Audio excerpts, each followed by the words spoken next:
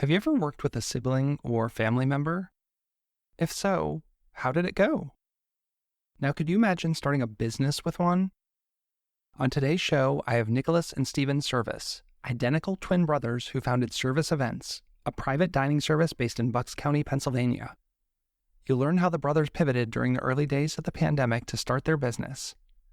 I think you're going to be inspired by their commitment to sustainable cooking, and if you're a personal chef or hope to be one, I hope you'll pick up some practical advice on how to possibly grow your business. This is Chris Spear, and you're listening to Chefs Without Restaurants, the show where I speak with culinary entrepreneurs and people working in the food and beverage industry outside of a traditional restaurant setting.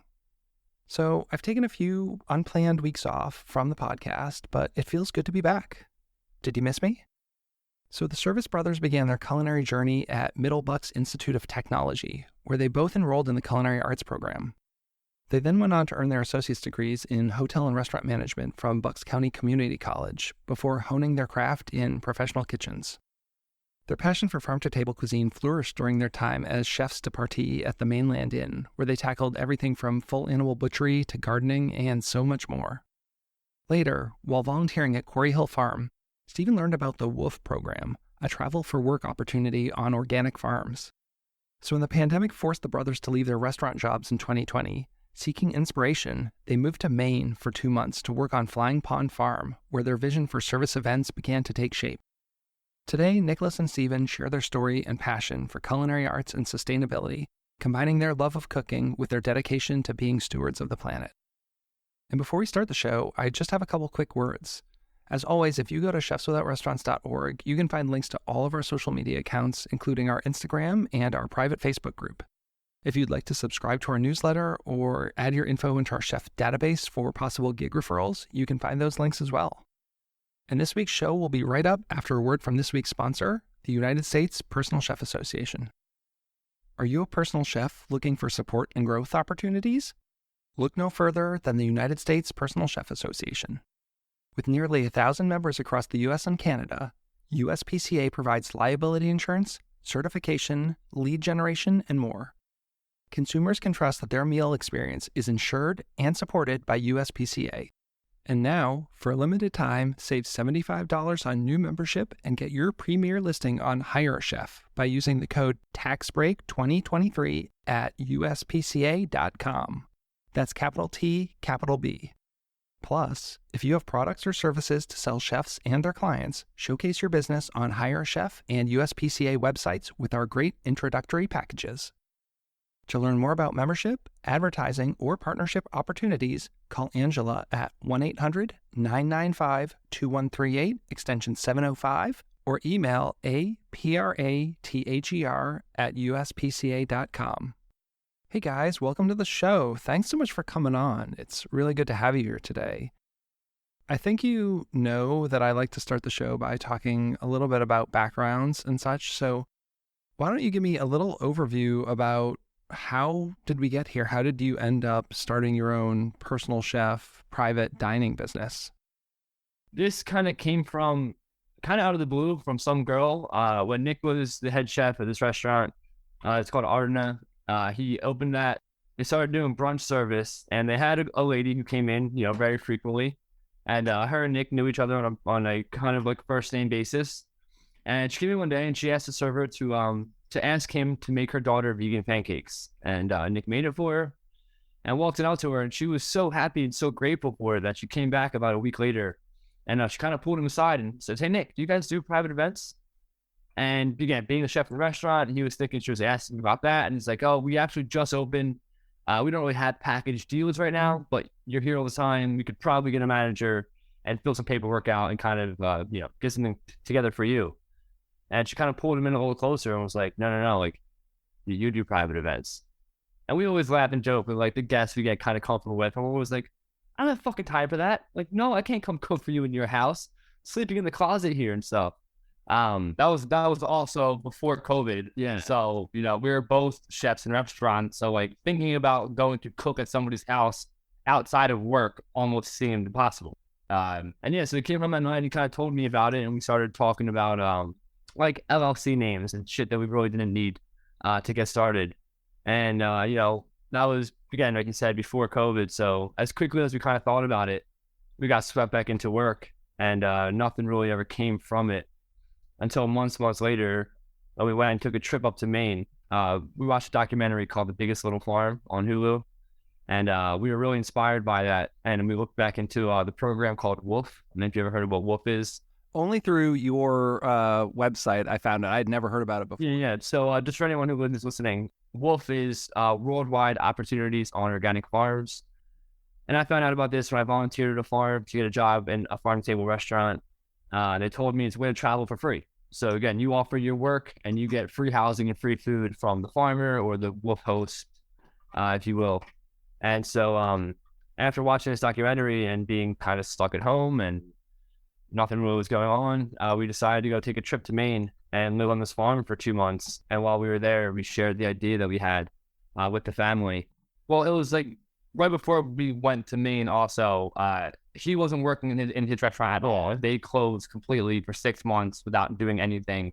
I was only doing like a day or two, just takeout kind of stuff. And he cooked for our grandparents and one of our close friends that we met through the restaurants, and kind of did this whole kind of private dinner. I always forget about that. Yeah. And so we kind of had the idea, but nothing set in stone. Never really thought it could ever be a business. Yeah. And then when we went to Maine, we kind of shared our idea and shared these 2, dinners that he has done already. And the family kind of really took this idea, really took it in and processed it, and kind of like gave us all the tools that we kind of needed to think about how to actually run this as a business, not just like a little kind of side project. So let's kind of pause really quick and kind of shuffle things around. We'll get right back into this.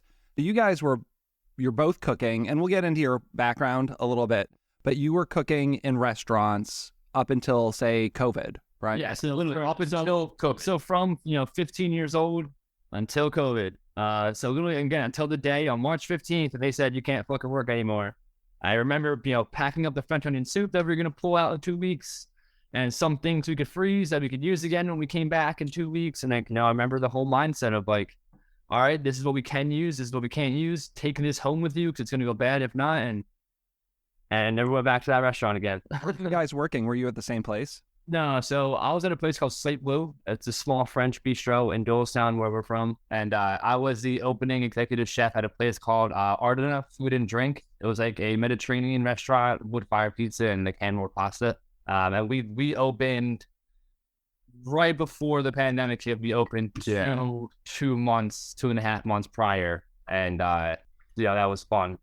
So you guys were both, like laid off, furloughed, just kind of indefinite break?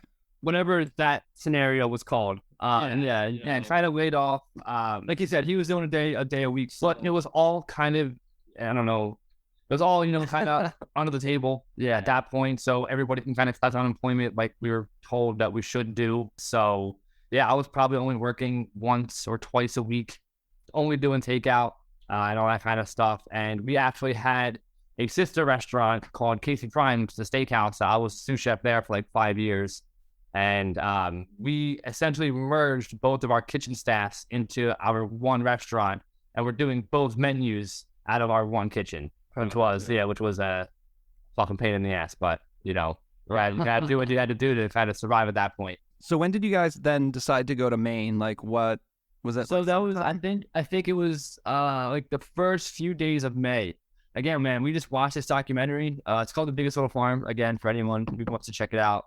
And the idea of the documentary is this couple buys a farm in LA, and the concept of the farm is that everything has to be in harmony with nature. And we talk about this at all of our events, and the example I always use is when a coyote comes and eats your chickens, you don't just kill the coyote, because the coyote is kind of keeping balance of our ecosystem around us. And if you can manipulate that ecosystem to work for you, it'll naturally, sustain your farm. And we kind of took that documentary and, we, like most chefs, it seems like, love the outdoors, love gardening, love all of that. So we kind of took that as our fuel, if you will, to kind of look back into this program to kind of make this change or to do this kind of life-changing kind of thing. Because when we heard about this 5 or 6 years prior, we just weren't in the right headspace. We didn't have all these things. There was no time, no money, no confidence 5-6 years ago.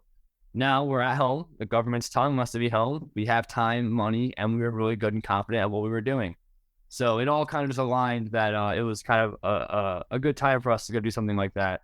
And then we talked a lot about like the idea that like skills are perishable, and we were sitting on our fucking couch all the time. Like, not only do you lose the physical culinary skills, but you lose like the mental discipline, the mental toughness that you get in the kitchen.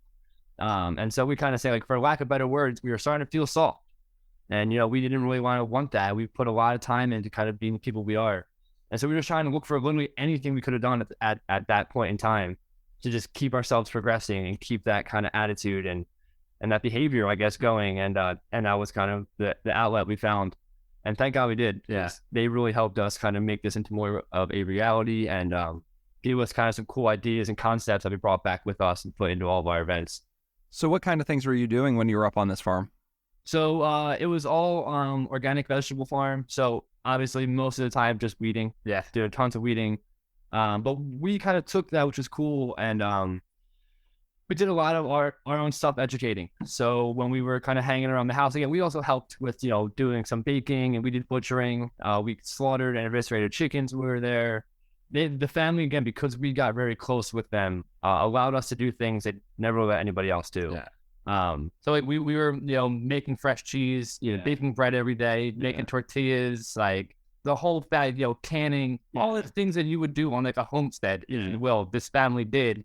And we kind of say, like, when in Rome, we just hop right into what they were doing. Yeah, we just did everything they did because we were there to really learn and to kind of grow. Like, we had questions about everything. It wasn't just the farming practices and stuff like that. It was like, dude, how do you guys do this? Well, yeah, you know, we were there to learn about organic farming, but also about sustainable living. Like, that's what we want in our own personal lifestyles, and we want to live that kind of whole life. This isn't just something we preach about. It's something that we actually, you know, want to also do, and to lead by example, and going and learning how they lived and what they did and what it took to do that was like a really cool, eye-opening experience that like really inspired us to come home and do the same thing, you know? Yeah. So yeah, I guess in a nutshell, a lot of weeding, a lot of harvesting, edging, launching lettuce. Again, like we were saying, like we took the weeding aspect and everything, and we would self-educate ourselves on identifying the weeds we were picking. And we also started kind of doing, because of our chef background, we started doing a lot of the inventory and a lot of the, like, I don't know, like the harvesting and like the composting. And like we kept track really well of like what we brought in, what's going out, how they were doing their orders, what we composted that day. Because we were harvesting, it was our first time planting cucumbers. So like we were harvesting like, honestly, bro, like 1,000 pounds every couple of days. Yeah. And they were only selling like 200. So they were just like, all right, compost them, whatever, you know, do what you can with them. But so just, you know, having my background with that, I think helped us a lot, being able to kind of run the show for them. And it was exactly what they needed at that point in time with the kind of family issues they were having, and having us there was really good for them. Did you have experience doing that stuff before? Like, were you gardeners at home? Have you done butchering before? Yeah. So at the it's called the like Mainland Inn. So I volunteered at Quarry Hill Farm when I first ever heard about wolfing, to get a job at the Mainland Inn. And that situation was like, you know, Quarry Hill Farm presents the Mainland Inn, was like their sister, you know, restaurant, whatever. So we did all the butchering and stuff from there while we were working at the Mainland. You know, we were tapping trees and making maple syrup. We were raising bees and spinning honey. We did our own hot sauces, our own vinegars, our own cured meats. We took care of the whole garden outside of the restaurant. We did a herb garden, flower garden, you know, that kind of stuff. We did a big grow up in the basement in like wintertime, just growing herbs and lettuces and things like that. So yeah, it wasn't like major experience, but you know, no, just like I'm sure as you know, like we're fucking workers, bro. We can go do anything. So going on this farm, that's all that they asked for was, if you could actually just work, and we had no problem doing that. So we fit in really well there, and they really appreciated us, and we had to learn a lot. And we love being outside. We love being in the dirt. Yeah, we love being dirty. Yeah. So that was just fun for us, you know, to be at. So you having a garden back at your house, like back home? So it's funny. So we had like all of these big ambitions of what we learned in Maine and what we were going to try to do when we got back. And I planted a garden before we left, and I went to Maine. I kind of told my girlfriend, like, just let it go. It doesn't matter. You know, she's not going to take care of it. Kind of let it go to shit. And so we had and things were growing, and we're getting big plants and everything like that. And so we had this big ambition of all these things we were going to do, and we're going to buy an apple tree, and we're going to blah, blah, blah. And when we came home, I guess we had like a really, for the first time, kind of with COVID, the earth got to kind of recover a little bit. And so we had like a really good winter here in Pennsylvania. And so we had like a big sugar gum tree next to our house that I think ended up growing a couple inches in every kind of direction. And then as we started kind of getting into working the soil and kind of adding some compost to it, like our soil was so much clay. Yeah. So it was like as hard as the desk that I'm sitting at, you know what I mean? And Mine too. That's what I and then just with our business starting to kind of take off and things getting started, at this point in time, it's just easier for us to buy it from other people. I know we absolutely will. Yeah. And again, we have herb gardens and we have little things that we have just always around the house and we're doing little stuff, but to have an actual garden right now is not something that we have. It's a ton of work. I mean, this past year, even when I had like slow periods with my business, it was still a ton of work. The weeding thing, like if you guys ever want to get paid to come weed my garden, I'll pay you to like come. I mean, it's just, it's a lot. But so I try and grow things that like people maybe that I can't buy. Like I have some really cool heirloom seeds, but like if it's just going to be tomatoes, I'm so much better just buying them from someone around here. There's a funny saying that goes, tide, time, and the garden stops for nobody. So no matter how slow you are, how busy you are, like that shit's still growing out there, and it's not going to stop for anybody. Yep. That's kind of just always funny. I think every time we've gone away for a week and you have a garden, you come back and it's like 10 times bigger than it was. Well, at least the weed just had times bigger. Yeah. Or it's completely dead because someone didn't take care of it for you. Yeah, exactly. one or the other. So yeah, we definitely love all this stuff. Yeah, we have we like do a lot of foraging in the spring and summertime. We'll have on our menus, wild forage pestos, and we do a pickled ram salad every spring. That we really enjoy and stuff like that. We love doing the mushrooms. We forage mushrooms a lot. We don't serve those. We eat them ourselves. Yeah. So how did you really start the personal chef business? Like when did you start that, and what did that first event look like that you did? We had this idea coming back from Maine. We actually cut our trip 2 months short. We're supposed to do it for 4 months. We only stayed for 2. We came back. We took about 3 weeks really to like kind of re-assimilate back into like reality and just society. So there was in Maine, we were in the middle of nowhere. Yeah. So like coming back and seeing all the traffic and everything we had here was kind of like a readjustment period. And then we kind of just said, fuck it, and put it out. We always, as chefs, and I'm sure you're probably the same way, coming up in the restaurants, we always felt some sense of loyalty to the restaurants we worked with. So we didn't want it to reflect poorly on us. We just came back and didn't tell our restaurant that was like, oh, hey, we're running our own business. We were both offered our jobs back. That's why. We were both, when we were away, we both got letters saying, hey, you're welcome to come back to work, whatever. So we both had these offers to come back. That's why he's kind of saying, like, didn't know if it'd be a bad thing if I came back. It wasn't like, hey, chef, just so you know, I haven't talked to you in 8 months, but I'm not coming back to work. Yeah. And we got to a point where we just said, fuck it. And we just made an Instagram page.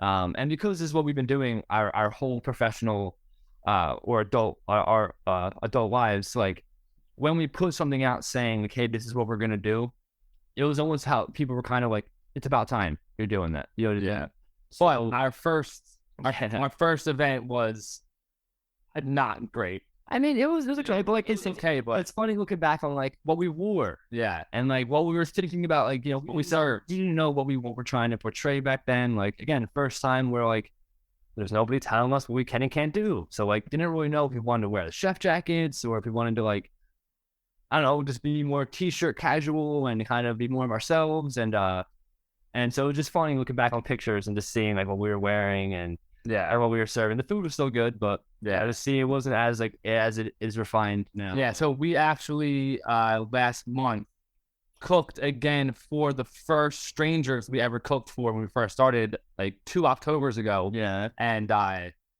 know that they told us also, but like their experience just now compared to the first time, fucking blew it out of the water. It is cool to see and to now hear guests tell us like, yo, every time you guys come here, it's way better. So we kind of, like, I'm sure like, kind of take it on yourself to look at what you're doing, adjust it a little bit, think about better ways to do things. And, we kind of keep telling ourselves, if we just keep making little improvements over time, we're going to have major change. We'll have a major change. Yeah, so we came back and put this out. And I would say, we've done a lot more since then, but, from that first weekend event, we've done at least one a week or a weekend, since then. We're now doing about 3 or 4 a week, which is kind of right where we want to be. It's been kind of cool. It's been a lot of fun. Again, the people we get to meet as we do it, and to see how it's like constantly growing. It was funny when we were first starting, like being excited that like our filing cabinet is starting to fill up.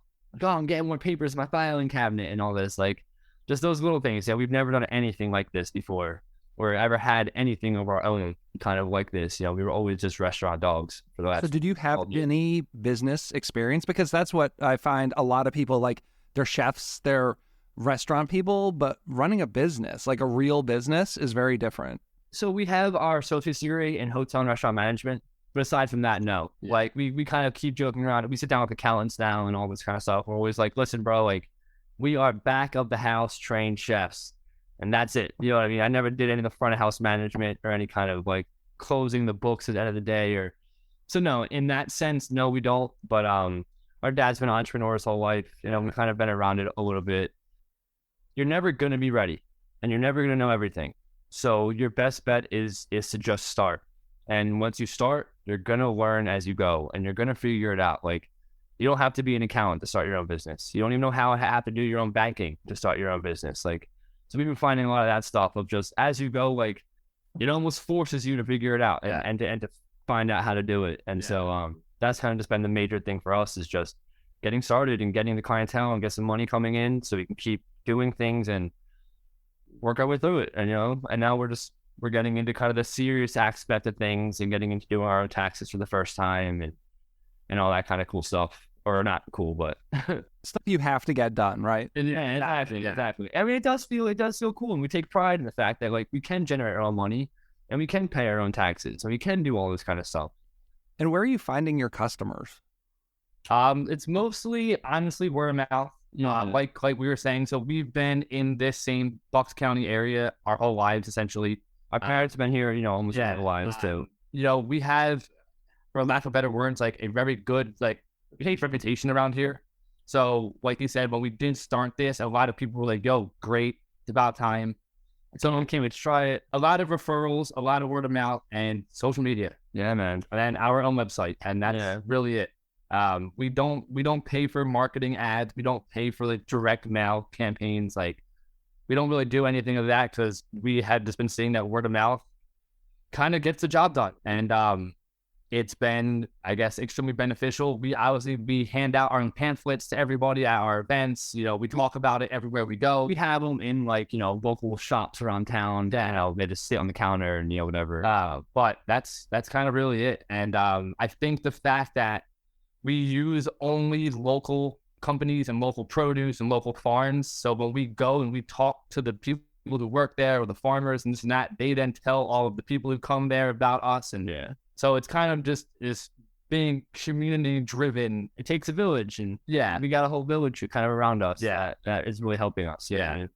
How far do you do? Like, what's your kind of travel radius? Like, do you feel like you're going to have to expand that at some point? I know like local only gets you so far at some point, and then you kind of have oversaturated. We try and source locally. That does not mean we only serve locally. So like we've gone to all the beach towns.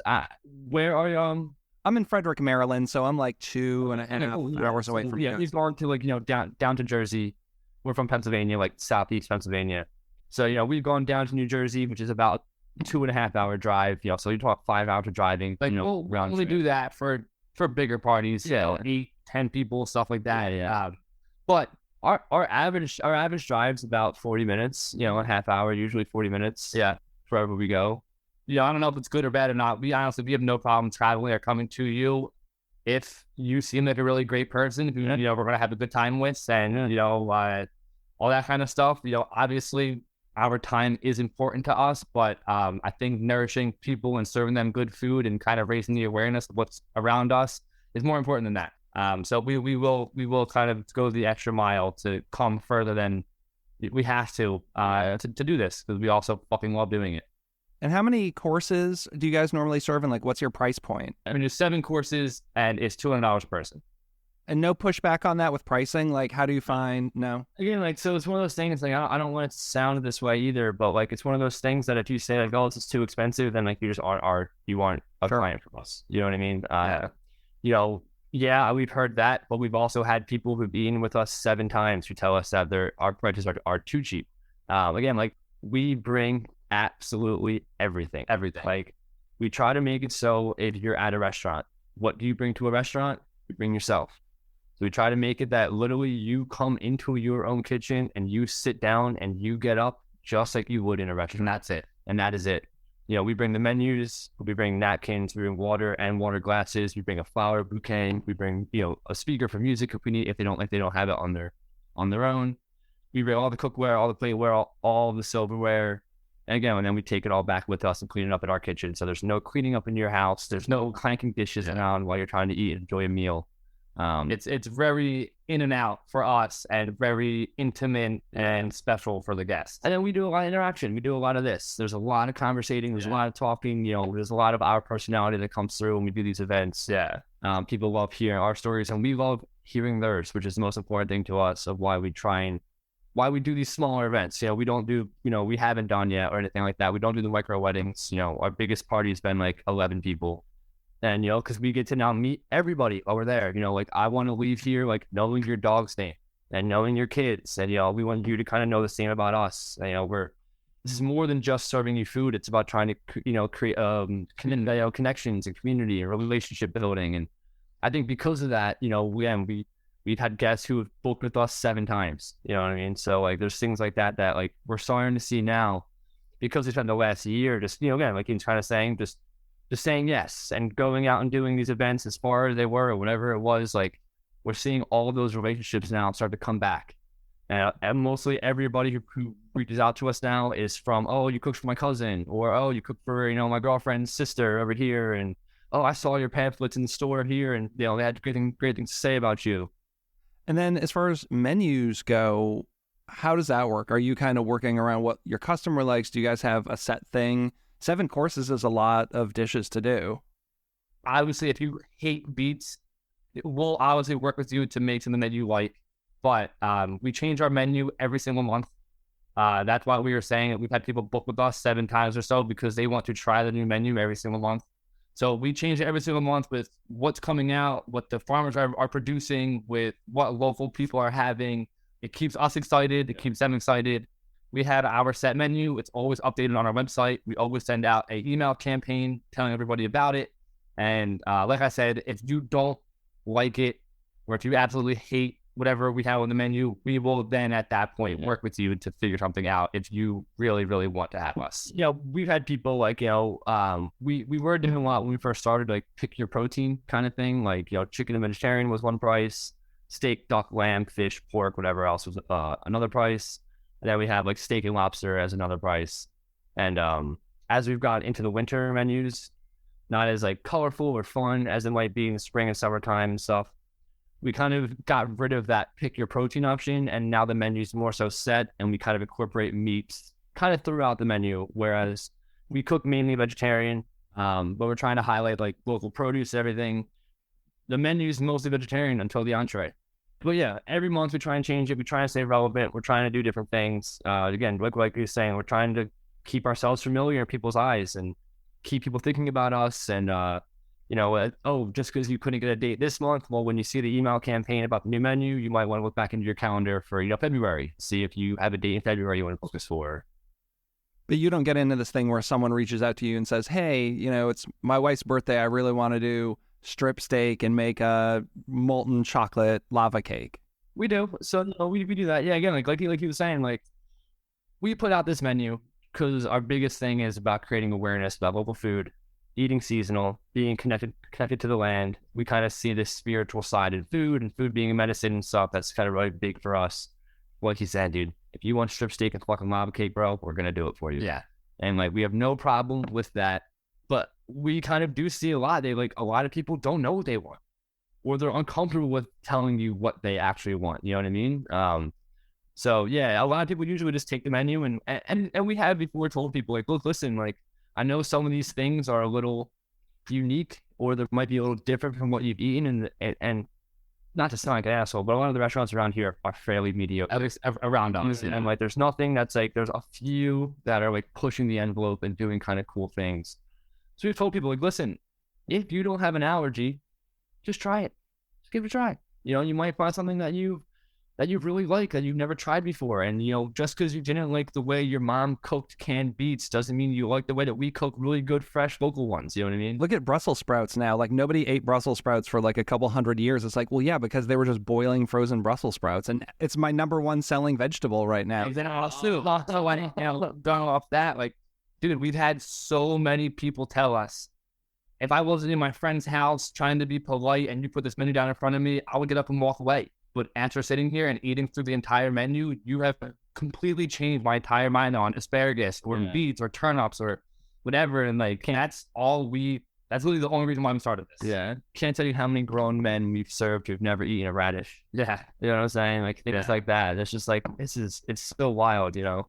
And once they open their mind to it and they get comfortable with us being there and everything like that, like, they always really enjoy it. And they've told us, like, listen, I would probably, you know, think about ordering these foods when I go out again, or if I see them on a menu somewhere else. What are some of your favorite things to make?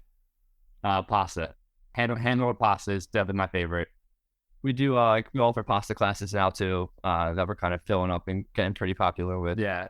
We look at, honestly, man, like, just a lot of like vegetable cookery. You know what I mean? I know it sounds kind of broad, but we've always seen like anybody can put salt and pepper on a steak and sear it and make it taste good and put it on a grill and char it up, whatever. But like, it's hard to make, you know, a carrot sous vide with duck fat, you know, taste amazing. You know, yeah, like we were saying, we've taken vegetables and had people be like, yo, this tastes nothing like, you know, braised fennel, for example, we just had on the menu for the last 2 months. Like, everyone's always like, oh, it's so licoricey and, you know, anise flavored, and I just really don't like that. And like, okay, well, if you cook it this way and you add these flavors to it, like, it kind of gets very neutral flavored, and it kind of just takes on everything else that's kind of around it. And so yeah, just, I don't know, vegetables and rolling pasta and doing kind of dough work like that. Like more hands-on things. Yeah, starting to like pastry a little bit more as we're forced into do it now. Yeah. We don't have a lot of pastry training.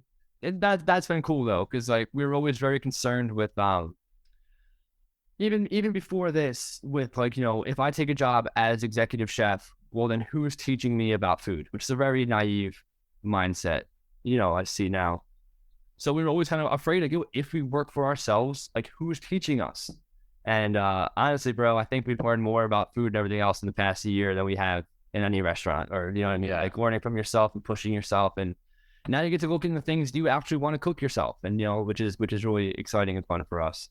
And there's so many resources these days. I mean, with the internet and the availability of books and knowledge. I mean, I tell the younger people, you know, I'm 45. When I was in culinary school, I didn't literally even have the internet until I was a sophomore, right? Like, yeah, and they didn't even take that as a reference for things. So like, you had to do a report on like foods of Spain. I had to go to a library, hope they had a book on the foods of Spain, which, you know, 1995 probably didn't really. They had like one or two, you know, and now it's like, I was just telling someone the other day, I taught myself how to butcher a pig's head by watching like a Chris Cosentino like YouTube video, you know? That's amazing. Exactly. It's so funny you say that, man. Like, because we're fairly resistant to technology. Like, when we were in Maine, we did like we made our own aprons. We did like knitted our own kind of dish rags and stuff. And we'd always say to them, like, how did you guys learn all this? Like, where do you learn this from? Blah, blah, blah. Again, you're in the middle of fucking nowhere. Like, yeah, they literally always say YouTube videos. I'm like why? Like, why? Like, yeah, why can't it be a book? Why can't it be something like this? Like, and so we started to now more so. Like, I just learned how to like really make like pâte sucrée on, you know, on YouTube videos. We did it in a French restaurant, like a really classical, like the frisé way of doing it. But I couldn't get that to work. I couldn't remember all the technique. So I just watched YouTube videos and got it perfectly. Yeah. Like watching someone do something. I mean, reading it. I mean, everyone learns differently, right? Like, some people can read it and pick it up, but when you see fully visually, the visuals are probably good for at least, you know, I'm sure chefs like us and that. I've always like wanted to be that way. Like, oh, if I read it, but like, you know, we have the old like, you know, technique books that are pictures and then trying to explain it. And bro, it's way easier to just watch a video. Yeah. You know what I mean? Than try and like, piece some of these pictures together and see what they're doing on the in-between. And so now what? Like, are you just going to kind of continue on this path of what you've been doing, or are you integrating new stuff into what you're doing? Right now, we have, through our backgrounds, we have the understanding, at least in a restaurant, it takes at least 5 years where you can really kind of say, hey, we're here, you kind of made it. So we understand that we are still and will be for a few years in that growing state. So right now, what we're trying to do, or what we see we're going to do, is keep doing what works, keep improving what we're doing. If anything, we'll start maybe doing a fucking little more marketing, Again, that kind of stuff. And we do have a lot of new things happening. Pasta class is a big one. We started recently doing pasta classes. Again, we were trying to find ways to fill up weekdays. Weekends fill up, no problem. Yeah, sure. As you know, it's very easy to get people to book Friday, Saturday, and Sunday. And so the pasta class has been a cool way to kind of do more weekday stuff. It's not as long. It's not as expensive. And then we actually had somebody, which is another thing which is adding these little things. We're going to start offering a wine pairing, a wine class with it. We had a girl reach out to us. Her name is Charlotte Adams. She reached out to us, and she has her master's degree in wine and vineyard science from the University of Bordeaux, or it's some really long French name from France. And so she reached out to us and said, hey, I'd love to work with you. Is there a way we can figure out how to do a partnership kind of thing? And so we're going to start to offer, if you want to pay, X amount of price per person, which is $75 a person, plus the cost of your wine, we'll bring her with us. She'll work with you, to order the wines from local places or people she kind of is associated with. Help you do the ordering. She can either pick it up for you, and then she'd come along with us to the events, and she'd teach you about the wine, and she'd pour the wine and explain kind of why it's going with each course, and why she chose this and what's kind of special and cool about it. We've told people, we can offer you, wine recommendations. We'll send it to a friend and we'll get recommendations. But I'm not buying it. I'm not providing it. I'm not pouring it. I don't even want to open that can of worms, really, with the legalities. And at least in Pennsylvania is strange. And their alcohol laws are just ridiculous. We don't even want to even put our foot in there. So, so having this girl now is kind of our bridge to that. We're excited about that. But really, man, what's next is just to keep pushing, keep going. Again, meet more farmers. If we could have 3 or 4, what we call mother farms, where we only get from you. And, we know what's coming. We know you're growing kind of certain things for us, which we do have a couple of these in the works. And we have, some Blackbird Farm is a big one near us who we sat down with and went over his farm plans and what he has coming. And he took anything that what we would maybe want him to grow for us. We spent the whole last year just kind of cruising around and experimenting with places and meeting people and going to farmers markets and talking and networking and blah, blah, blah. And so I think it'd be cool to just, as we, over the next few years, really establish the people we want to work with, have these set people. This is what we're doing. They're behind us. We're behind them, kind of relationship. And what hasn't worked for you? Anything? Is there anything you were doing when you started that you've kind of just shuffled off? Yeah. So we tried to do a 3-course, weekday dinner. That would have been, half the price. Which, when we say 3 courses, it's amuse-bouche, a first, a second, an intermezzo, then a third, then dessert. So it's technically 5 courses. Yeah. But we just don't count the intermezzo and the amuse-bouche. Don't know why. We still have to do the work for them. But we just don't. And so doing that, let's try a way to kind of come in. It'd be half the amount of time. We can be in and out in an hour and a half. And it's half the price, and to help weekday business. And dude, it was just 2 people is $150. It was not worth it. There's 2 of us too, so you know what I mean. You guys got to split the money. I'm a solo show for the most point. It's not worth it for me to do that. Exactly. And so that was something that just we tried. We did 2 of them, and it was for the same person. And so that was all right. We just got that kind of we kicked to the side. Yeah. And we tried doing meal prep stuff. It wasn't really meal prepping. It was we would go to our farms and our connections, and we would get all the produce, and we would make you a big batch of quinoa salad. Tell them about Maine. Yeah. So when we were in Maine, the family, how they eat was kind of on a whole meal rotation. So it's the same thing on Monday, the same thing on Tuesday, the same thing on Wednesday, but it was variety driven. Yeah. You were never tired of it. So we saw that and we're like, man, that'd be so cool to kind of help people implement that into their lives, because it took the stress of making dinner and lunch kind of for yourself. So we tried doing that for people, doing this, bulk prep and stuff like that. And we did a few of those too, but one of those things that we kind of realized like, it was way too much work, wasn't enough money, we weren't getting enough out of it. Like, it's taking our attention away from what is working. Yeah. Like, let's just scratch that also. Yeah. What we saw again with the whole like, you know, meal rotating, like they knew exactly what they had to shop for every week. You know, the wife knew exactly how many ounces of pasta she had to cook every day. She knew exactly how many pounds of meat she had to pull out of the freezer. She knew exactly kind of what the whole next day would look like because they were on this schedule. And we thought it was fascinating, to be honest with you. The whole family was all homeschooled. They were all in like their 40s now, all, you know, the kids and everything. But so they were saying like, you know, when they were all at homeschooling and everything, they would do 1 day a month. They would do all the prep for the entire month. You're cooking for 1 day for the entire month, and you just freeze shit and pull it out. Yeah. So we kind of tried doing that for people and everything, and it just didn't take off, didn't work. Well, and if you're charging $200 for like a high-end dinner, like you're not going to get anywhere near that for that meal prep kind of stuff, right? Again, so we're never, no matter what we do, we're never willing to jeopardize the quality. Yeah. So we're never not willing to go to the farms. We're never not willing to buy the farm meat, which is no matter what expensive, recycling around it. So we were doing like, you know, we're going to give you all the receipts and we're going to show you everything we're buying and you're going to give us the money back for the food. And then we're going to charge $500 on top of that for us to do all the shopping, all the prepping. Again, we're driving to farms. So it's a lot of driving around the county and going different places. We're going to use our containers that you're going to recycle and get back to us. And then we're going to prep it, get it all labeled, and drop it off to you.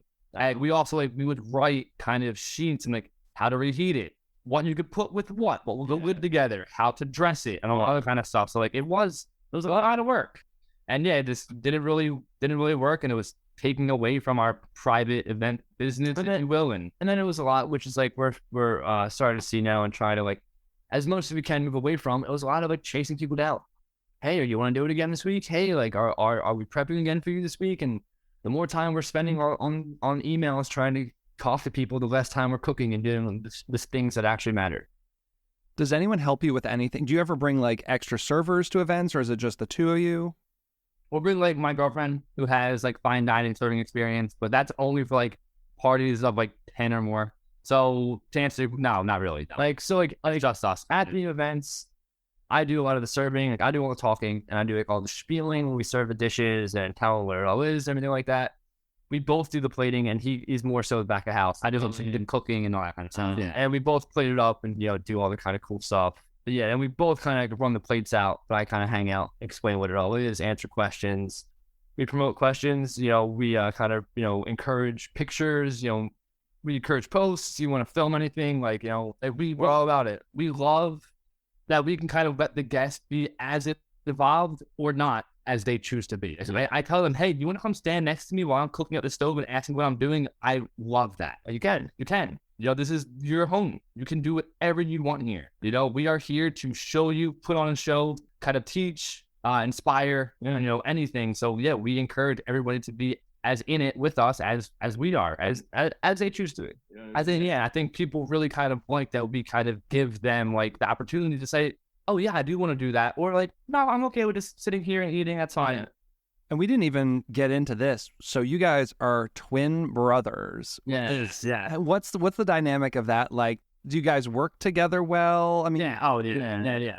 Yeah, no, so we fucking lived together. Yeah. We live in the same house. So again, we've always been really cool growing up. We were always best friends as we grew up. And then when we started going to culinary school in high school, so we like went to tech school, MBIT in Jamison right here for culinary arts. And we kind of joke around and tell people like, the only reason why we did that, bro, was because we got an hour and 15 minutes less school every day. And that sounded cool. That sounded fun. And we got to get on a bus and go somewhere else. And culinary was like, oh, you get to eat. That sounds cool. And we fell in love with it. And it was the best decision we ever made. But the second year, our classes merged together. And so from there, we kind of started working in the kitchen together. And we started doing things together in that space, if you will.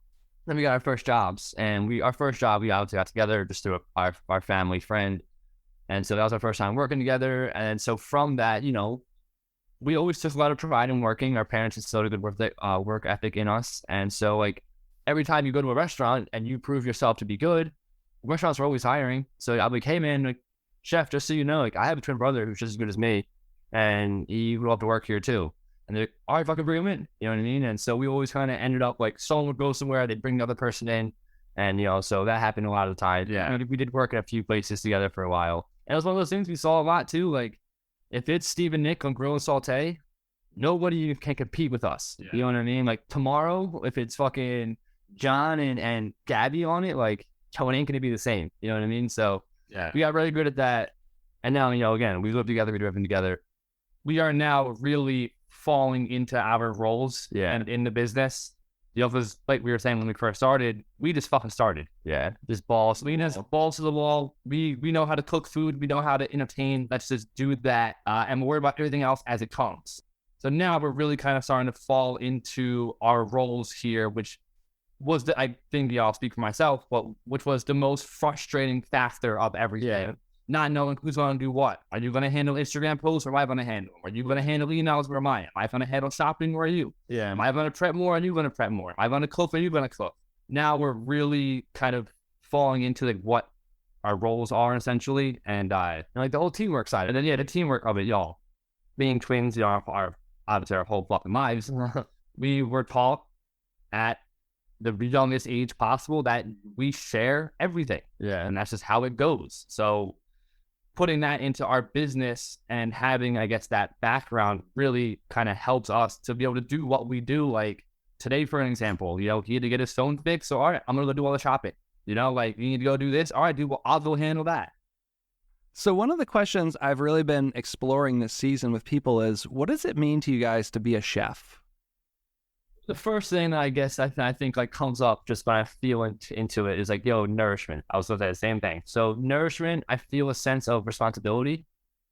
And again, we probably have different views than some other chefs. We're into like the indigenous culture and we're into nature. Like we understand that. And, like we're supposed to be here. Like humans are no different than any other animal. We just so happen to figure out how to fucking make these computers and cars and buildings and all this other kind of shit. But like, we're supposed to be stewards of the planet and we're supposed to be taking care of the planet. And I feel like in ours, at least in our business, like we feel personal responsibility to show people of how they can also do that and how they can eat the way that, that promotes kind of generational wealth of the planet and of people. And again, when you do those things, you're more nourished and it feels better for you. It's better for your body. I even think I think being a chef really is the only way, at least, again, in my opinion, is the only way where you can do what she just said and people will listen to you whilst a teacher. You can be a teacher. So listen to be a chef to me seems like, yes, you are a teacher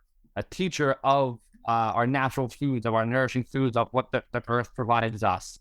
We all have to eat. Yeah. We all need to eat. And we all, I think, can try to agree that a lot of the food that we are eating in our world is fucking poison.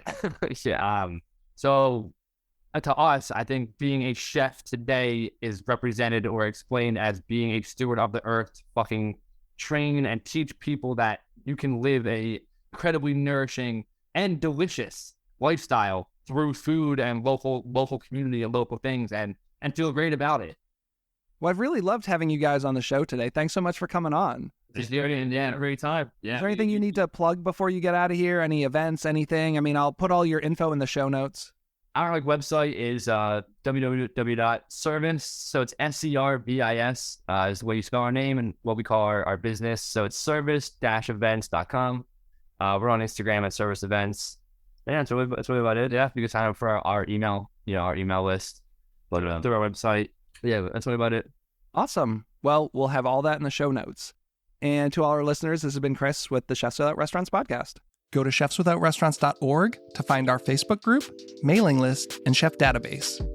The community's free to join. You'll get gig opportunities, advice on building and growing your business, and you'll never miss an episode of our podcast. Have a great week.